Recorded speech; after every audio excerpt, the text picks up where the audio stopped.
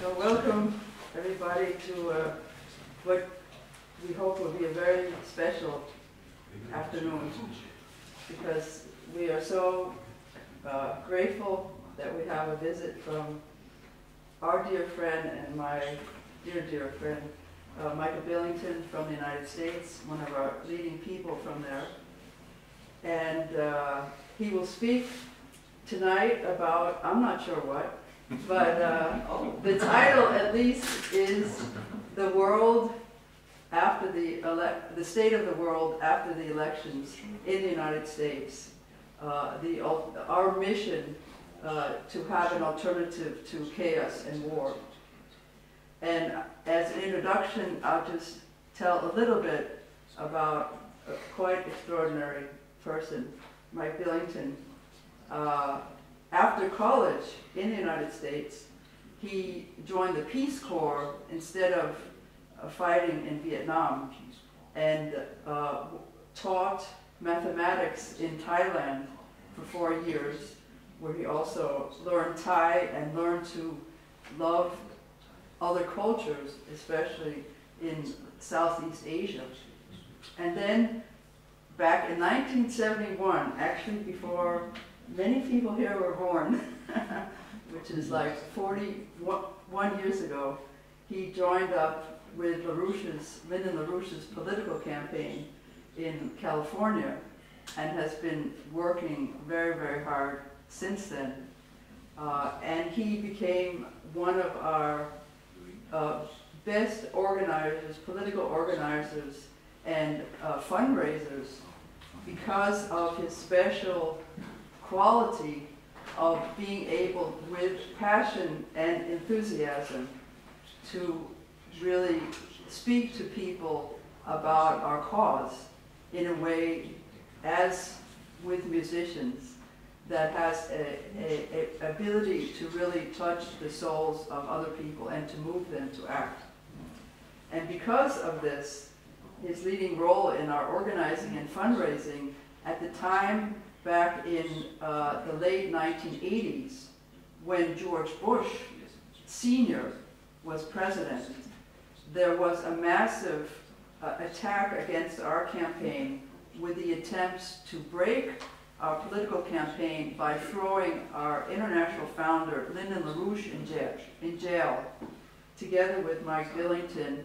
And I think there were, in the first round, 5 or 6 altogether. And they were basically accused of economic criminality, of saying that they were asking people to lend money to our campaign without having any intention to pay it back. That this had nothing to do with politics. It was all a financial scam, and that these people should be put into jail. So he, together with LaRouche, he was put into jail and was there for 3 years. And then that was a federal case. And then afterwards, the state of Virginia ran a very similar case where they charged 16 people. And then Mike was actually sentenced. He refused to plead guilty. In the United States, they have something called plea bargaining, where you in order to get a smaller sentence, you plead guilty to some smaller thing. And he refused. He said, I didn't do anything illegal, I refused. And the judge literally said, we're going to make an example out of you. And they sentenced him to 77 years in prison. It was on 7 counts and 11 years for each, or the other way around. Something like that. Yeah.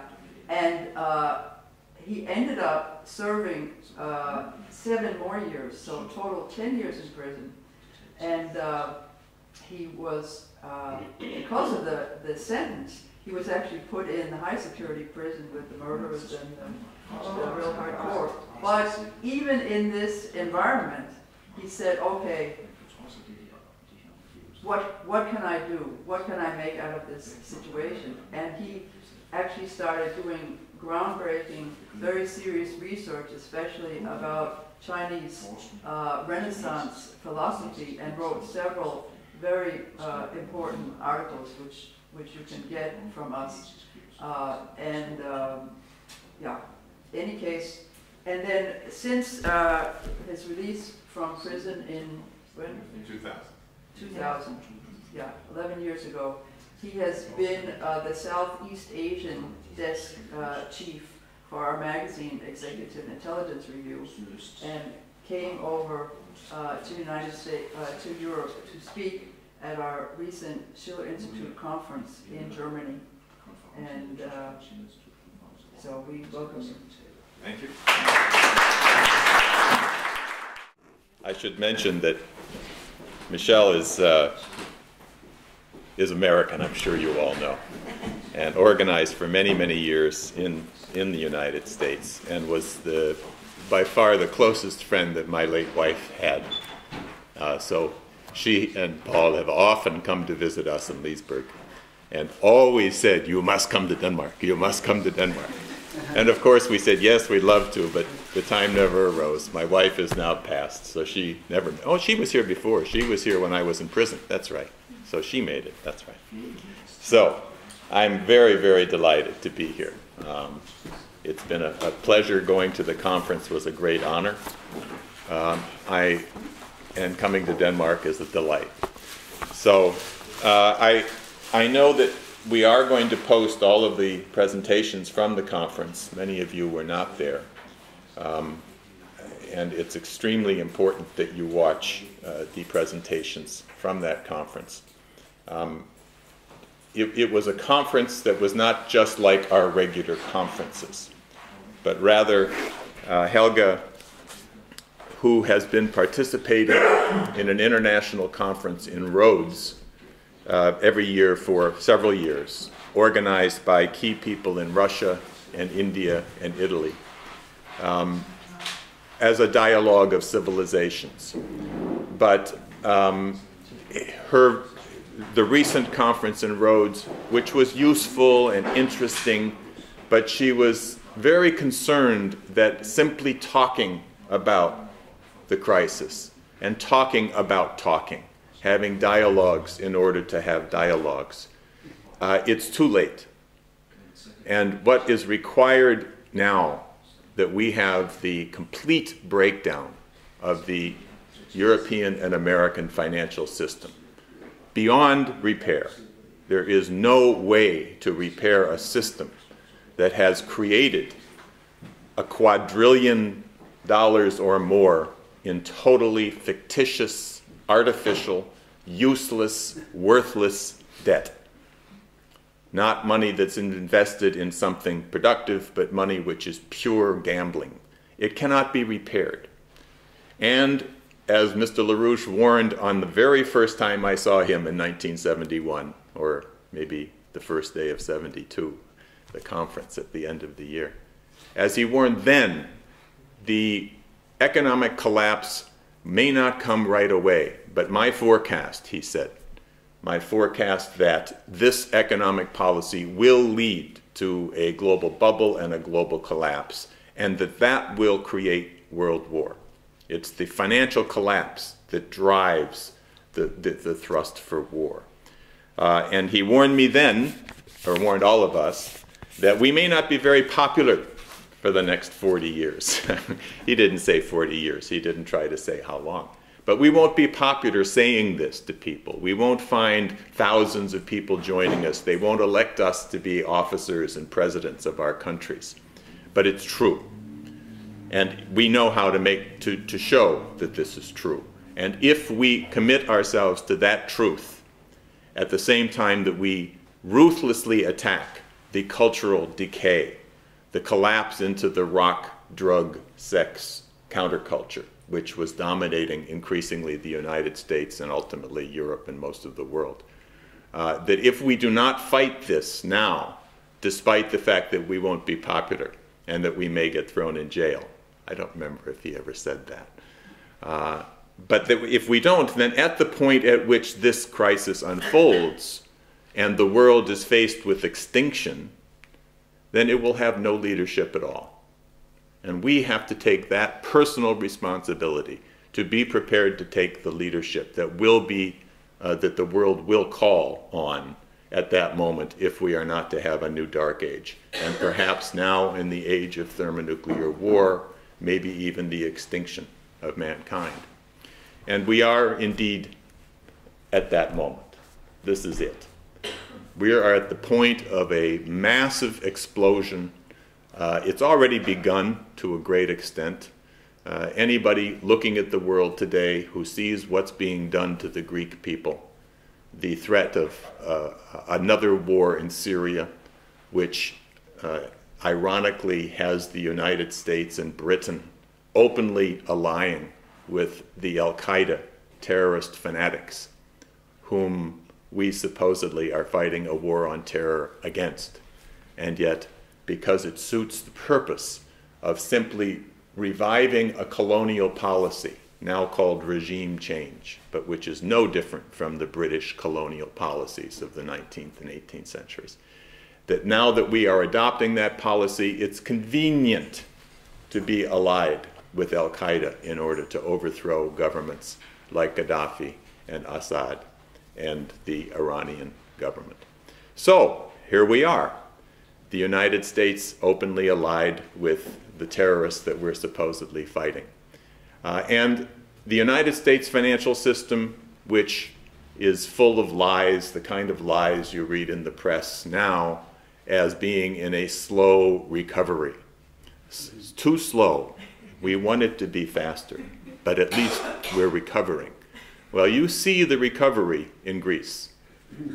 That is not a recovery. That's propping up totally worthless paper, right? By printing trillions of dollars, turning our currency into worthless toilet paper. And I'm sure people here are very, very aware, as they are in Germany, of what happened in 1923 in Germany, when the money became worthless because they were forced to print money to meet the war reparations from World War I. And in doing so, this is the worst kind of looting of the population, because your savings, your earnings, your wage becomes worthless. And everything is taken away from the population through hyperinflation, through the printing of so much money that your money becomes worthless. This is going on today. It's going on today at a faster rate than the Germans did in 1923. Mr. Bernanke, our Federal Reserve Chief, has been doing quantitative easing, they call it, quantitative easing 1, 2, and now 3. And this time he's announced about 4, 5, or 6 months ago that it would be $80 billion per month, which has gone on now for 4 or 5 months. But that was not enough, it turned out, so they've now increased it to $120 billion per month. Well over $1 trillion of new paper going into the banking system, and not 1 penny of that going into the physical economy. The real economy gets nothing. In fact, if you look at what's happening in the United States today, or in Greece today, or across Europe really, what you're seeing is that while they are saying, we will give you a bailout to keep the banks afloat, the conditions for the bailout are that you must cut your economy. You must cut your wages. You must cut your pensions. You must lay off the workforce. You must shut down factories. So you shut down what produces and create more worthless paper. And this is the insanity that's now dominating the leadership in the United States and Europe. If it's not stopped very, very soon, we may not have a world, we may not have a population, we may not have a civilization. So that's just my introduction. That's the crisis in which we are sitting. And as you know, you can't stop that kind of insanity unless you know what should be done and what could be done.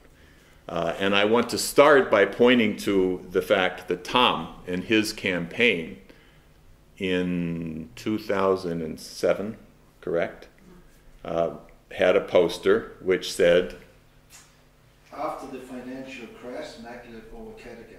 Okay, Financial crash, people said. Financial crash? Things are going quite well. What are you talking about? Who is this kook talking about such things as infrastructure and a crash? Pfft, pish posh. So, of course, what's happened since is that time after time, people come to Tom and to all of us here and say, you were right, you were right. How did you know? Well, that's an important question. How did you know? How did you know? You could point to Lyndon LaRouche and his forecasts and say, Mr. LaRouche has been forecasting this for 40 years. And wise people who see that he's been right on every forecast would be wise to take the advice from Mr. LaRouche that the crash is coming and that his proposals should be implemented. And that's true today. People who see that Tom, like LaRouche, has been right over and over should be courageous enough to say, okay, I'll take your advice now. But the question really is, how did Tom know? Did he know only because he admired LaRouche? Or did he know what the crash that would come? And did he know? What does it mean to know? Are you simply following one person's opinion as opposed to another person's opinion? How do you choose whose opinion to follow? You hear this in science all the time. When people say, global warming is going to destroy the world, we have to stop carbon, we have to stop industrial development. And you say, that's bunk, that's nonsense. Thousands of scientists know that that's nonsense. And they say, well, yes, but I have my scientist who says it's true, and you have your scientist who says it's not true. So why should my opinion be any different from your opinion? Well, how do you answer that? How do you know? And this is something that has been the core of our work from the very, very beginning. That you have to understand science, you have to understand the development of civilization in order to understand what is true and what isn't true. How do you actually know something? So what is the history of civilization? Well, Mr. LaRouche always has emphasized you have to start at the top and look down. You can't look from the bottom up. You have to look at the fact that the human being is different from the animals and look at the fundamental ways that they're different from the animal.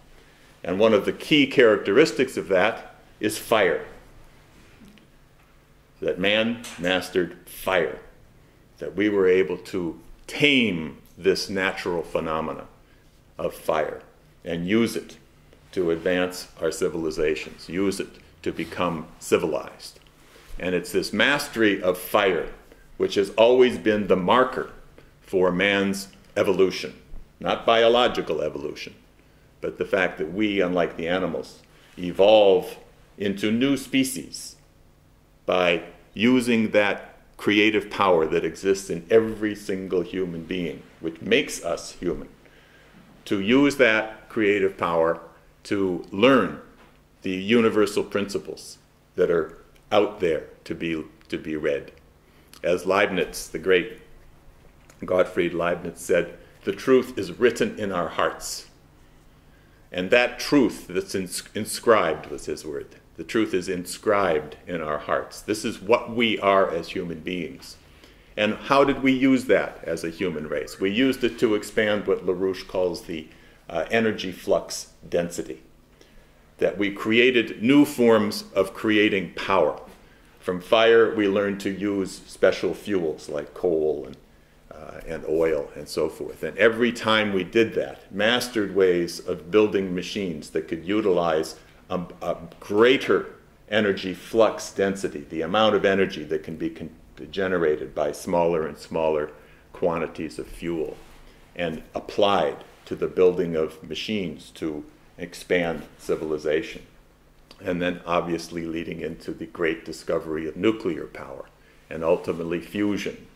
And ultimately, after that, the mastery of matter-antimatter reactions, which we can figure out what it is, and we can figure out how to tame that so that we generate the power needed to expand the population at higher and higher levels, what LaRouche calls the relative potential population density. That we create the potential for expanding the human race here on Earth and ultimately out in space. at higher and higher levels of a standard of living, and that this is what makes us human beings. Well, the problem is that throughout history, during certain periods of time, people go crazy, and they allow those human beings who don't really agree that this truth is inscribed in our hearts, but who believe that the truth lies in the power of certain individuals to treat the rest of the population like slaves. This goes back to Aristotle, who refuted Plato on this issue. It goes back to the founding of empire. Empire has always been based on the idea that in order to keep order in the world, I have to have the power to do it my way, and certain nations have the power. Or as Aristotle used to say, certain people are born masters, other people are born slaves. Rejecting that idea that all human beings have the truth inscribed in their hearts. And this idea of empire has risen over and over and over again. And when you look at, for instance, how if you take the Crusades, for instance, we had under Charlemagne and the alliance with the Arabs, the Muslims, at that point, what became the Islamic world. You had the potential for Europe and the Middle East and ultimately Asia to unite, to become part of one human fight for collaboration, for development, for the common aims of all mankind to be met mutually together. But that got destroyed. You had the Crusades. You had 2 centuries of insane wars between Europe and the Muslims for no purpose. And it's a lot that can be said, how many of the Crusades were actually killing Christians. But this kind of breakdown of civilization under the guise of empire. Who ran the Crusades? Well, you can talk about the kings and so forth, but really it was run by Venice, which at the time was the empire, the financial empire. It was the Venetian traders who were funding the European governments that were waging war. Probably were also funding the Islamic governments that were waging war, because that's the way empire works. They finance both sides. Both sides get bankrupt, and then they control it. This is exactly the way empire, the financial empire, has always functioned. We had, at that time, a Renaissance in Europe. And this Renaissance prevented the complete collapse of civilization. It was pretty close, you know. You lost over half the population in Europe. And it could have continued. But some people woke up, people like Nicholas of Cusa, and decided that man better intervene on this degeneration, and created the Renaissance in science, in culture, and so on. And like under Charlemagne, and like today, what Cusa also recognized was that we needed to unite the world if this concept, this revival of the human concept, the Platonic concept, is going to succeed. We have to unite the whole world behind this. And it was Cusa who came up with the idea of sailing west to get to Asia, and perhaps discovering something in between. This is the policy that was ultimately adopted by Columbus, and who discovered the New World. But it is the case, as many people don't know, that it was Cusa himself who developed these ideas, and it was transmitted through others, ultimately to Columbus and the discovery of the New World. And at the same time, some of these Renaissance figures were working with, through a group of Jesuit missionaries who had begun to get to China otherwise, to collaborate with Asia in that direction. You have the New World, but they also were making the connections into Asia in order to unite the world around these conceptions of man in order to break the power of empire. By that time, the Venetians, who controlled the seas, had moved the empire up into the British-Dutch region. And again, the empire was a financial empire, but it controlled the world through their control of the seas and the oceans. and their ability to suppress scientific development and to suppress economic development by preventing collaboration between nations, by breaking off their connection through the oceans. So the idea of bridging the Eurasian countries, what we have always called the Eurasian Landbridge, or the New Silk Road, this idea of uniting Europe and Asia, was a counter to the empire, who controlled the finances and the ocean travel. By connecting over land, this kind of land bridge conception, we could break the power of the empire. And at the conference, I spoke on the whole history of this fight for East-West connection. And one of the quotes I read was from Leibniz, which I think is worth repeating, even for those of you who've heard it before, because it's so beautiful. This was by Leibniz in 1697 from a journal he was publishing from his collaboration with the Jesuits in China, talking about how to unite the whole Eurasian continent against empire. And he said, quote, "I consider it a singular plan of the fates that human cultivation and refinement should today be concentrated, as it were, in the two extremes of our continent, in Europe and in China, which adorns the Orient as Europe does the opposite side of the earth. Perhaps supreme providence has ordained such an arrangement, so that as the most cultivated and distant peoples stretch out their arms to each other, those in between may gradually be brought up to a better way of life." And a bit later, when he was working with the Russians, with Peter the Great,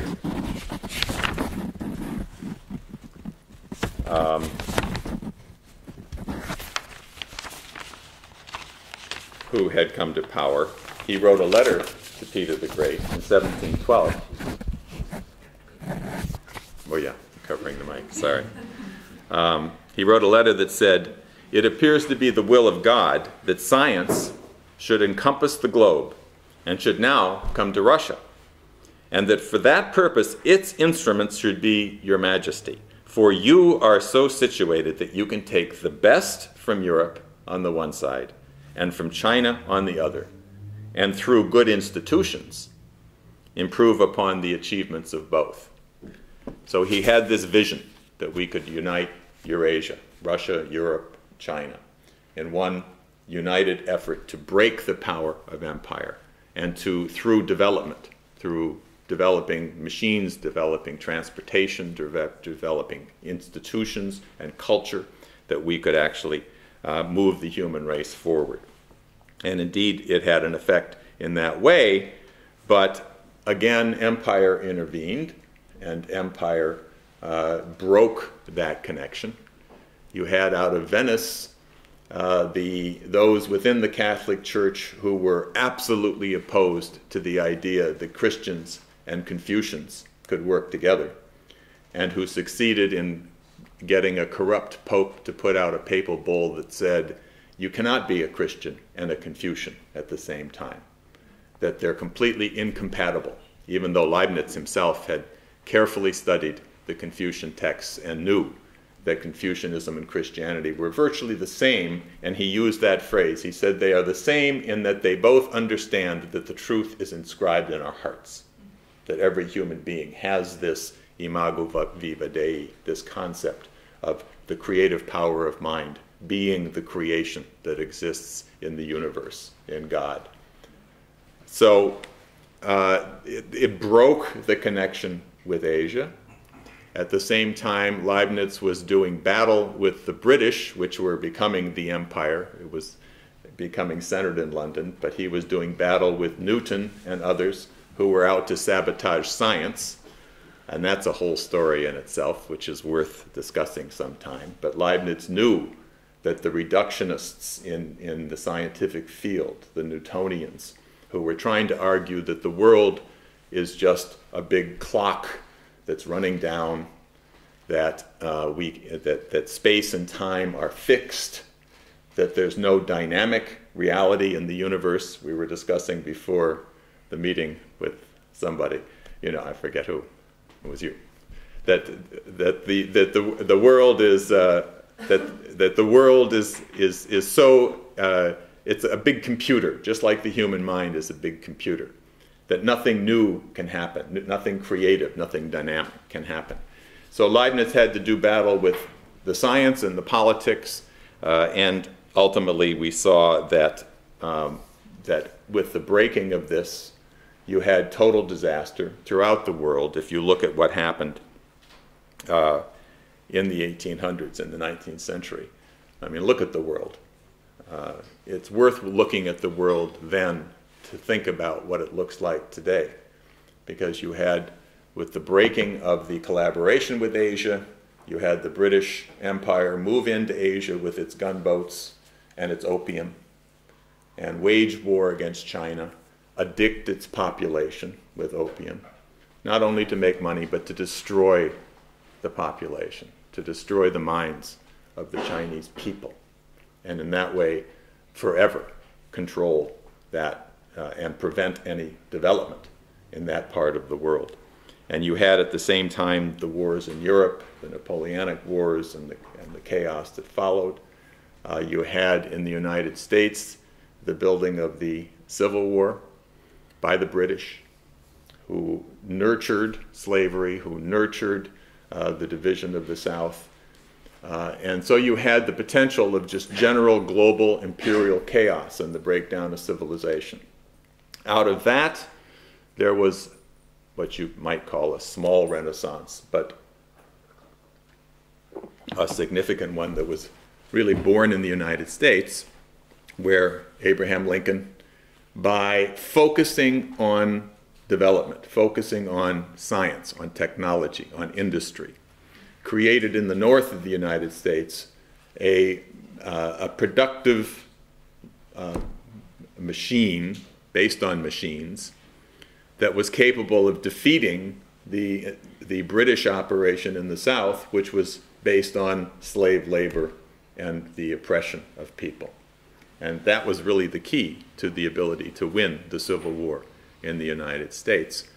And out of that, you had, in the person of people like Henry Carey, who was Lincoln's economist, the ability to move into Europe, where already another American system leader, Friedrich List, had been, and in the person of Bismarck, who adopted these American system principles, this idea that the nation had to keep control over the credit, keep control over the money, that the government had to be responsible for the direction of money and credit. This was actually the key to the founding of the American nation under Alexander Hamilton, is that we would no longer allow private banks, so-called central banks, to run our economies. That we, as a government, would have the people, through their elected representatives,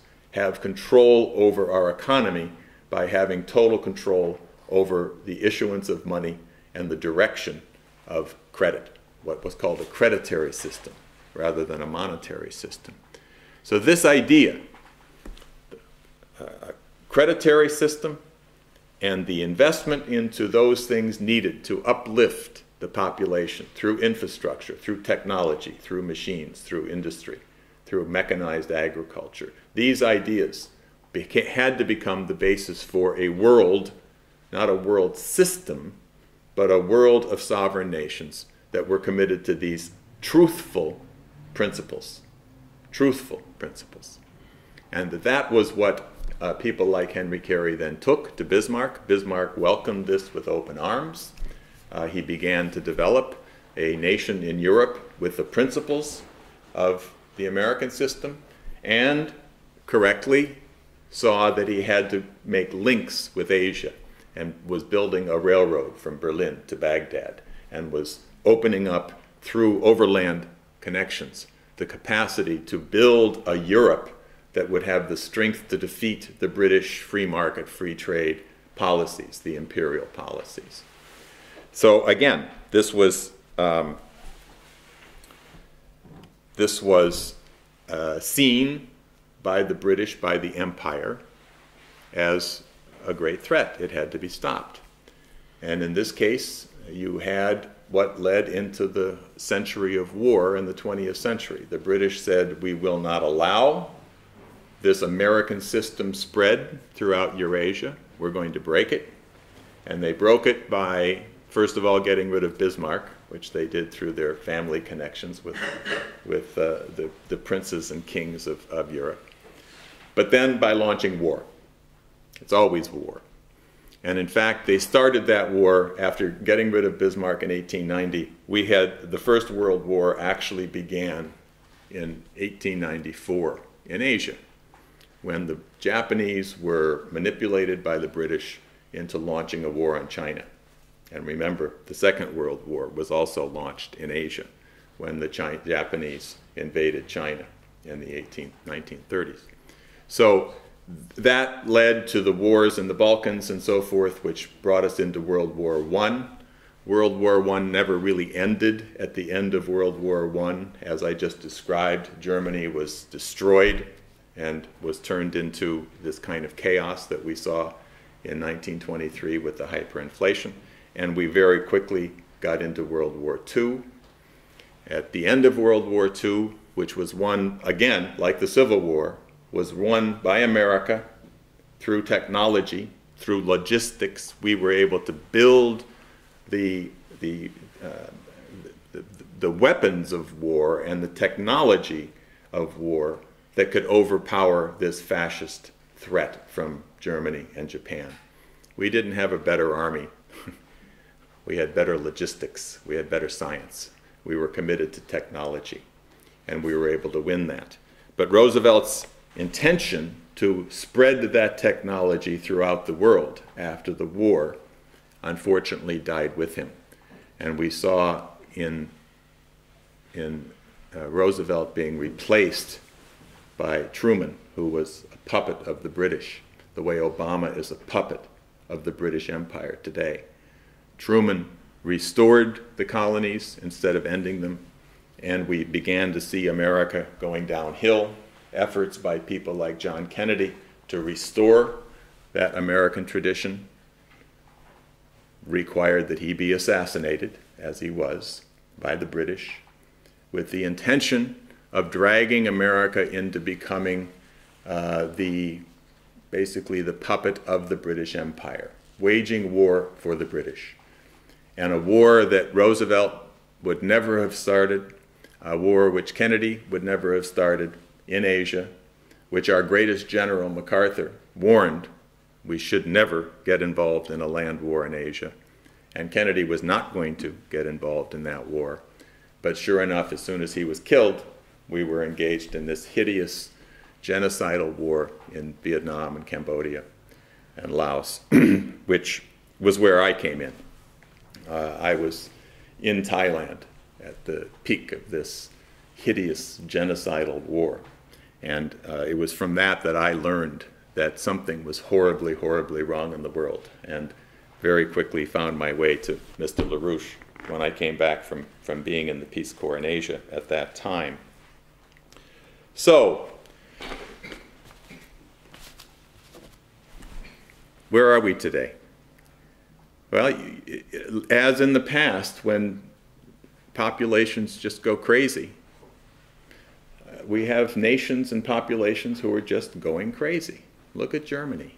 Here's this great nation which is shutting down its nuclear power plants. Unbelievable. And the whole EU-Euro project, which your nation so wisely kept out of, which was an open sacrifice of your sovereignty, your ability to do what I described as a creditary system, this idea that a nation, rather than the banks, could control the direction of its credit. When you gave up, not you, but Europe, gave up its sovereignty and allowed this euro system, what was taken away was the ability of its population, of any nation, to have any control whatsoever over to the direction of the credit. How can you prevent your nation's currency from being used to bail out bankrupt banks, right? How do you prevent that so that you can use the currency of a nation by directing that credit to build the economy for the population? Well, you can't under the euro. There's nothing that can be done. And we see that. We see what's happening now. You probably know that they approved, day before yesterday, I think, or a few days ago, they approved the bailout of Greece. They approved giving, my figures might be wrong, I think it's $45 billion of a bailout for Greece. Is that the right figure? Something like that. Now, what happens to this bailout? They acknowledge where this money goes. It goes to the banks. It goes to reducing Greece's debt.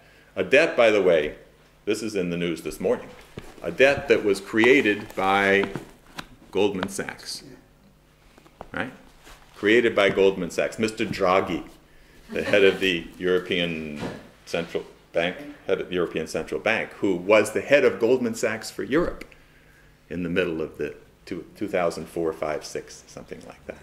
Mr. Draghi at the time, and there's something that just came out this morning, a book or a report, something I saw in our briefing, that this is being revealed, that the Greek debt was largely the result of Goldman Sachs convincing them in 2002 to get involved in credit default swaps and various kinds of financial manipulations that supposedly, in fact, it had to do with getting into the euro. Greece, which of course has a very much more primitive economy, less developed industrially, didn't qualify because of its debt structure for the euro. So Goldman Sachs said, don't worry, we can solve that problem. We're just going to take this big chunk of your debt and we're going to move it into a swap with dollars and yen, I think, right? We're going to just make a little manipulation of the books that makes it look like you meet the rules. So Greece said, well, okay, and went along and got into the euro and got into this mess. And then, of course, the debt was still there, so somehow it came back. And then there was a second deal in 2006 or 7, again, Goldman Sachs, Draghi, either personally or through his networks, who made some other deal to ease the pressure on Greece by setting up derivative operations. Well, these derivative operations ultimately blow up, as they always do, as they have in the United States, because they're gambling. There's nothing underneath them. They're building up huge quantities of money that are making money for the speculators and for Goldman Sachs, but there's nothing real being produced underneath that to support it. So it blows up, and sure enough, it's blowing up now, and here's Greece. So they're getting $45 billion. All of it goes to the bank. And the condition for this bailout is that they have to further cut wages, further cut health care, further cut pensions, further shut down any industry they may have had. So you're destroying anything that could produce wealth while you're loading up the debt and creating a situation which cannot but collapse. So if you understand how energy flux density makes civilizations grow, and you understand how financial oligarchs in the empire loot that production, right? Then you know why Tom knew in 2007 that there was going to be a crash and that the only solution was going to be through development. So, you know, in a certain sense, this crash began in earnest with the assassination of Jack Kennedy. What you saw with the British killing of Kennedy was the end of the space program. It's just a shadow of what he intended. We would have been on the moon by 1980. We would have been probably men on Mars by 2000 with fusion-powered aircraft or spacecraft if we had followed his design. It was the end of the Nawapa project. I think you all are familiar with this, the sort of centerpiece of the great infrastructure projects which LaRouche has always fought for, because that was one of Kennedy's programs. It was Kennedy who pursued the Nawapa project to bring water down from Alaska, to double the agriculture in America, to create agriculture in northern Mexico, which was just deserts, and to put millions of people to work. So that basically died with Kennedy, and we were quickly dragged into this hideous Indochina war. So the speculation and war go hand in hand. We're now faced with speculation having driven the world economy, the Western economy at least, into absolute hell. There's no recovery. And we're on the brink of war. The intention there, I think the important thing to note about the war is, we were discussing this before the meeting too, is that do the British really want a nuclear war? You know how many people will say, oh, come on, nobody's stupid enough to start a nuclear war. Oh, come on, nobody's going to start a war. That would be the end of mankind. Nobody's going to start a nuclear war. Well, do the British want a nuclear war? No, they don't. They don't want a nuclear war. They want that Russia will say, okay, you can go ahead and recolonize the world and we won't do anything about it. You go ahead. You can take Syria. You can take Iran. You can do what you want. We're not going to do anything. That's what they want. And the same thing for China and the world. But when Mr. Obama last week was asked, don't you think that if the Israelis move their military into Gaza, this is going to be a dangerous situation for us and the world? He said, it is not preferable that they do this. That's not the best choice. It's not the best thing that should happen. We don't prefer that. But we must defend Israel's right to do anything it wants. And therefore, it's not the best, but we just might have to do it. Right?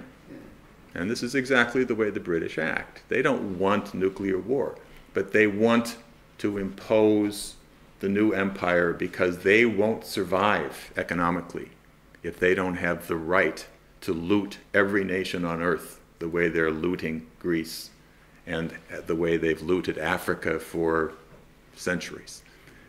You know, if they don't have that right, they will not survive this explosion, this complete breakdown of their global financial system, where they've looted as much as they can and they're now just experiencing hyperinflation. So, are they willing to risk nuclear war? Yes. Are the Russians going to sit back and allow a new colonial world? No. We're quite certain they will not. The only opposition in the world today to this war policy comes from our friends in the U.S. military, especially the head of the Joint Chiefs, Mr. Dempsey, and other people on the Joint Chiefs. Very ironic. A Nobel Peace Prize winning president who is working hand in hand with Tony Blair and the British to start World War III. And the opposition is located in our organization and those whom we have pulled together in the United States and in Russia to oppose that new Holocaust. In the American military, the American intelligence community, I'll point out one thing that most of you probably know. The American intelligence community, under the National Intelligence Council, which is the collection of all the intelligence agencies, the CIA, the FBI, military intelligence, State Department intelligence, all together they form the National Intelligence Council, and they issue national intelligence estimates when they are asked to.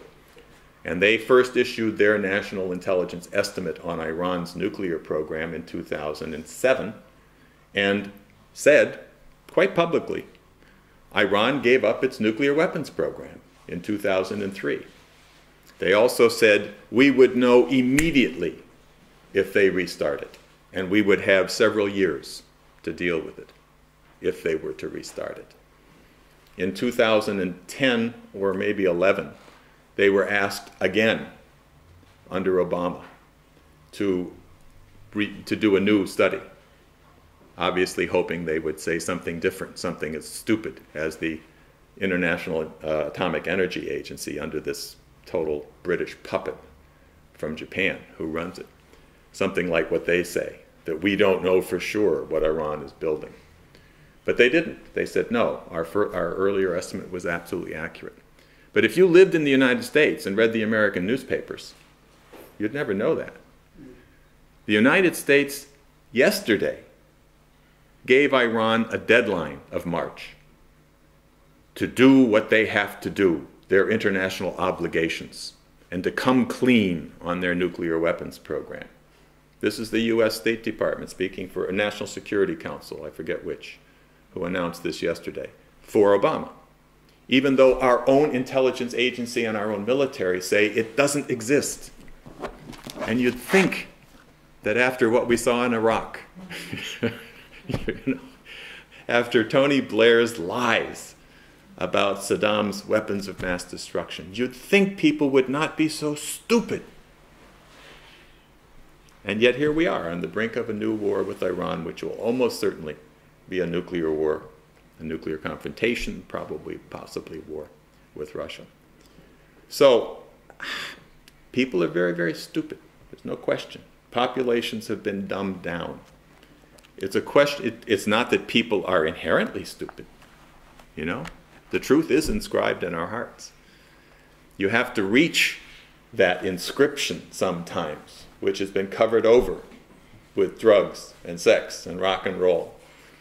You have to reach it. You have to reach it with culture, with beautiful music. You have to reach it with the truth. And as LaRouche told us in 1971, at a moment like this, when nobody can avoid the fact that even on our TV, you can see what's being done to Greece. Even on our televisions, you can see that New York and New Jersey were just destroyed by a storm that could have been prevented, which years ago people were saying, here's what we must do to build a Holland-type protection against these storms in New York City. But it wasn't done. And now today, you still have high-rise apartments in Long Island where people who were there, poverty people who are living in public housing, have no electricity, no elevators, 8th floor, walk up, no food. They don't want to leave because everything would be stolen. They have no toilets because they have no water, so the feces is being thrown into the hall. This is dark age insanity. And nothing's going to be done because the policy in the United States, as here, is austerity. Austerity, austerity, cut, cut, cut, in order to sustain the bailout of the banks. So we are on the brink. It's a question of leadership. If you have leadership, as LaRouche has represented from all his life, really, that is willing and capable of stepping forward with the solutions you're all familiar with, the Glass-Steagall bill, in order to eliminate that debt. Don't pay it off, write it off, and sustain only the debt that represent the real economy. Secondly, the implementation of a credit system of the sort I described, so that the government, not private banks through the central bank or the Federal Reserve, but governments under, as best as we can, under the control of the people. But at least elected officials who have to respond to the people, they are responsible for the economy, not the Federal Reserve, not the central bank, not Mr. Draghi. All right. And thirdly, these great infrastructure projects, the Maglev, the Nawapa. These are the things that this 3 points is not 3 separate points. It's a single point. It's a single idea. It's the Renaissance versus the Dark Age. And it can be done. It's accessible. It could be done now. I think I'll conclude by just saying it's also possible now that Obama can be removed despite his election, since this is supposed to be about the post-election. It's possible. The population is dumb enough that it would re-elect Obama. Partially it's because the Republican opposition was nothing. It was really the same. But it's possible that he could be impeached virtually any day. Will it happen during this lame duck session? Probably not, but it's possible. And our message to the Congress, and every single member of the Congress knows LaRouche. There is no exception.